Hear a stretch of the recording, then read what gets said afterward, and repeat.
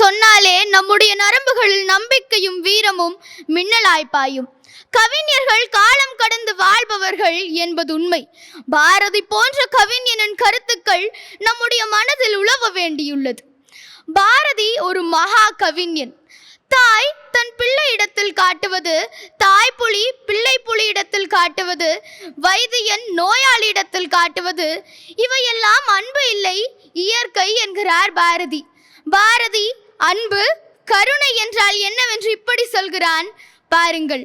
வெகு நேரம் பசியோடு உணவு தேடி அலைந்து கொண்டிருக்கும் ஒருவன் தன் கையில் சிறிது உணவு கிடைத்தவுடன் தன் எதிரே இப்போது உணவு கிடைத்தால்தான் உயிர் வாழ முடியும் என்ற நிலையில் இருக்கும் ஒருவனின் ஏக்கமான கண்களை பார்க்க நேர்ந்தால் அவனிடம் இருக்கும் உணவை அவனிடம் கொடுக்கிறான் அல்லவா, அதுதான் அன்பு கருணை என்கிறார் நம்முடைய பாரதி.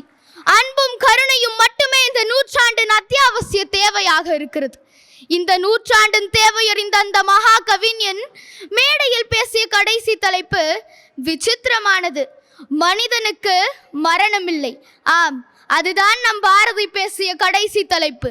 ஆம், மனித குலத்திற்கு ஊக்கமும் நம்பிக்கையும் கொடுத்த அந்த மகானுக்கு மரணமே இல்லை.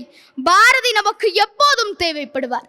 இந்த நல்லதொரு வாய்ப்பை எனக்கு அளித்த ரம்யம் கற்றல் கலைக்கழகத்துக்கும் ஜெம் தொலைக்காட்சிக்கும் நன்றி கூறி விடைபெறுகிறேன். நன்றி, வணக்கம். வந்தே மாதரம். ஜெய்ஹிந்த்.